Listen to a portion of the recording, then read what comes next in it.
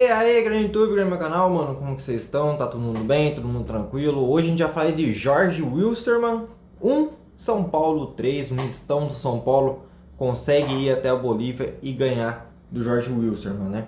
O São Paulo é líder isolado da sua fase de grupos, né? Do seu grupo, vamos dizer assim. O São Paulo soma 9 pontos, acho que tem 8 gols de salto, se não estiver enganado, por aí mais ou menos.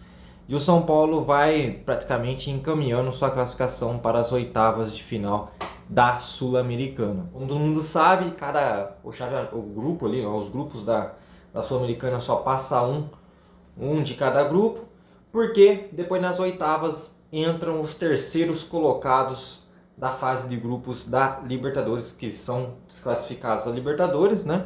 E só esse pessoal acaba entrando aí nas oitavas da Sul-Americana.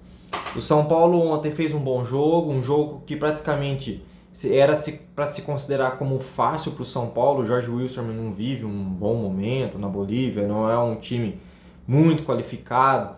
Para quem lembra aí do Chaves, né, o atacante que jogou no São Paulo em 2017, 2018, mais ou menos, se não estiver falhando a memória. Mas ele jogou no São Paulo, é um bom atacante e hoje defende o Jorge Wilstermann, né? É o jogador mais conhecido, assim, vamos dizer, deles no elenco. O São Paulo ontem consegue fazer o primeiro gol, até dominava bastante as ações da partida, não sofria com a questão da altitude, não sofria pressão do adversário. O São Paulo jogava bem, conduzia as ações do jogo, era o time que comandava, né, a partida ali. O Jorge Wilstermann se defendendo bastante, o São Paulo vindo para cima mesmo com o seu time em reserva, vamos dizer. O Igor Vinícius muito acionado na lateral direita, o Reinaldo invertendo bastante bola, o Igor Gomes bem participativo na partida, como o próprio Igor Vinícius, o Luciano, enfim, o São Paulo no contexto geral foi muito bem. O único ponto negativo, né, que eu tenho que falar é a questão do Arboleda, como eu sempre falei. O Arboleda, desde quando ele vestiu a camisa do Palmeiras, ele para mim não me agrada mais e nem poderia estar no São Paulo, sempre vou bater nessa tecla. O cara que não valoriza o clube que ele tá, o clube que paga o seu salário em dia ali certinho, bonitinho, que dá o seu sustento, e ele ter feito o que ele fez, eu sempre vou voltar isso à tona. Para mim não tem essa de águas passadas, que ele joga bem, que isso e aquilo, para mim não tem dessa. Fez a caretice que ele fez a cara de pau que ele fez, e aí ele que arcasse com as suas consequências, que no meu ponto de vista era o São Paulo ter mandado ele embora. Ontem foi um jogo pífio do Arboleda, muito mal, fez um pênalti absurdo em cima do jogador do Jorge Wilstermann, conseguiu com que isso colocasse o time boliviano de volta na partida, né? Porque o São Paulo, depois do primeiro gol do Igor Gomes, o São Paulo estava jogando bem, comandava o jogo, estava com o placar debaixo do braço, não estava sendo ameaçado em nenhum momento. Depois desse pênalti que o Jorge Wilstermann conseguiu empatar no placar, o São Paulo começou a ficar um pouco mais acuado e o Jorge Wilstermann começou a vir mais para cima do São Paulo, aí atacou o São Paulo. O Volpi fez uma boa defesa, depois chegou outras vezes também com perigo. E exatamente por causa desse lance, o Arboleda acabou colocando o time boliviano mais aquém na partida, né? Um jogo que era mais tranquilo para o São Paulo. Veio a segunda etapa, o São Paulo aí 1-1 com a equipe boliviana. No segundo tempo, o São Paulo conseguiu fazer mais 2 gols, mais 2 bolas na trave, uma falta cobrada pelo Rigoni, carimbou a trave.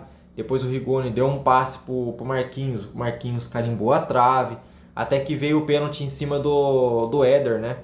Uma bola lançada, o Éder saiu na correria, chegou primeiro com o goleiro acabou dando um toque por baixo nele, pênalti claríssimo, e desde 2019 o Reinaldo não perde nenhum pênalti, converteu para o São Paulo fazendo 2-1, e jamais para a etapa final o Marquinhos, né, abriu para a perna esquerda, a perna que é boa, a perna forte de chute, e conseguiu fazer o terceiro gol do São Paulo. O São Paulo poderia ter saído ali fácil com 5, 6, se o São Paulo não tivesse na altitude, né, que eu acho que ali nem interferiu tanto, mas se o São Paulo tivesse com o time principal, campo adequado, porque o campo estava horroroso, né, umas condições melhores de partida, eu acho que o São Paulo, se fosse esse jogo, vamos pegar a volta que o São Paulo vai enfrentar o Jorge Wilstermann no Morumbi, se eles não se fecharem, jogar tudo fechadinho como alguns times fizeram no Paulistão, O São Paulo enfia um 6, 7 nesse time aí, brincando, mano. Brincando. Com um time... É que vai jogar com o time mistão. Mas ainda é um bom time do São Paulo. E eu acho que o São Paulo enfia um placar aí absurdo pra cima deles aqui na volta no Morumbi, mano. São Paulo foi um jogo tranquilo. O São Paulo soube conduzir. Como eu disse, o São Paulo sofreu poucas ameaças por causa de terem colocado o Jorge Wilstermann uma certa posição do jogo ali para poder deixaram que eles acreditassem que poderiam empatar ou até mesmo ganhar do São Paulo ali. Mas na tática, no papel, em tudo ali, você via claramente a diferença tática e técnica dos jogadores do Jorge Wilstermann para os jogadores do São Paulo. São Paulo, por mais que era um time, vamos dizer assim, B, quase C ali, era um time bem melhor do que o time boliviano, né? Então com isso o São Paulo vence mais uma 100% no Campeonato Sul-Americano, na Copa Sul-Americana.